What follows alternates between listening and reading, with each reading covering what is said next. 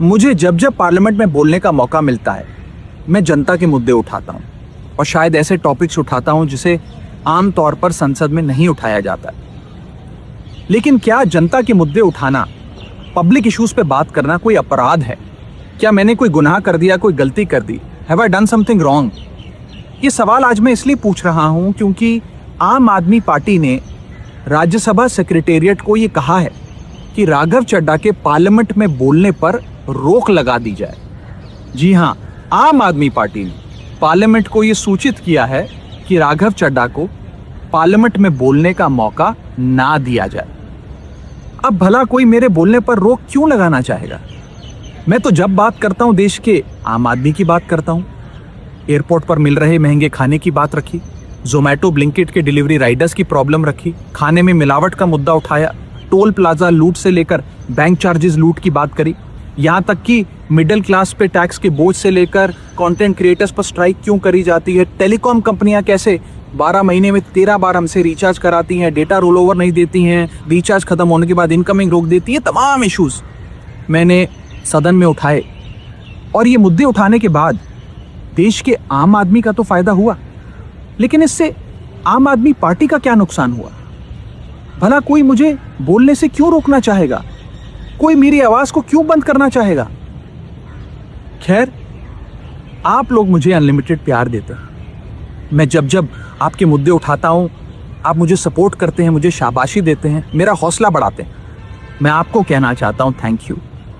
ऐसे ही मेरा हाथ और मेरा साथ थामे रखिएगा, छोड़िएगा मत।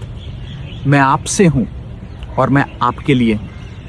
और जिन लोगों ने आज पार्लियामेंट में मेरे बोलने का अधिकार मुझसे छीन लिया, मुझे खामोश कर दिया, मैं उन्हें भी कुछ कहना चाहता हूं। मेरी खामोशी को मेरी हार मत समझ लेना। मेरी खामोशी को मेरी हार मत समझ लेना। मैं वो दरिया हूं जो वक्त आने पर सैलाब बनता है। जय हिंद। राघव भाई, अभी आपका वीडियो देखा। हम सब लोग अरविंद केजरीवाल जी के सिपाही हैं और हमने तो एक ही बात सीखी थी, जो डर गया समझो मर गया। हम सबको तो लोगों के मुद्दे उठाने थे सरकार की आंख में आंख डाल के। पिछले कुछ दिनों में हमने देखा जो भी कोई सीरियस मुद्दे सरकार के खिलाफ उठाता है, सरकार से प्रश्न पूछता है, लोगों की बात करता है, सरकार डिक्टेटर की तरह उसको तमाम सोशल मीडिया पर बैन कर रही है। चाहे वो ट्विटर हो, चाहे वो फेसबुक हो, चाहे वो यूट्यूब हो, सब जगह बैन किया जा रहा है। FIR दर्ज कराई जा रही है, मुकदमे किए जा रहे हैं।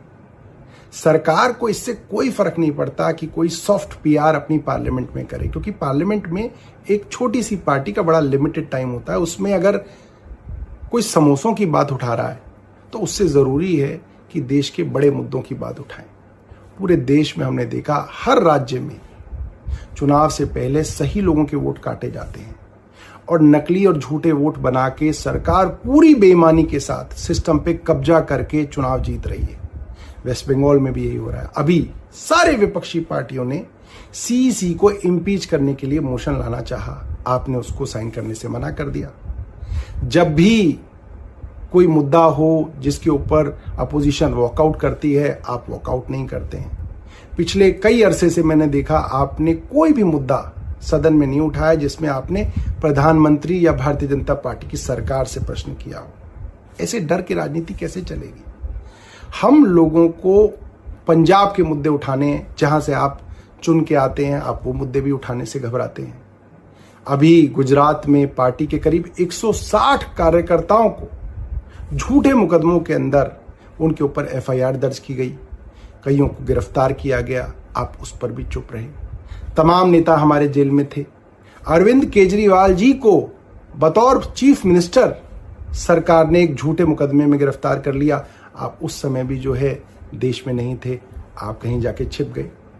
मेरा मानना यह है कि देश के लिए असली मुद्दे हमें निडरता से और साहस से उठाने पड़ेंगे और भारतीय जनता पार्टी की आंख में आंख डाल के आपको मुद्दे उठाने पड़ेंगे। वरना देखिए, आपकी जो सॉफ्ट मुद्दे हैं उनसे उनको कोई फर्क नहीं पड़ता। बल्कि भारतीय जनता पार्टी तो कल से आपको सोशल मीडिया पे सपोर्ट कर रही है। आप इसके बारे में सोचिएगा और देखिएगा कि आप कहां से चले थे और कहां आ गए और देश को किन चीजों की जरूरत है और आप कैसे बेहतर कर सकते हैं। धन्यवाद।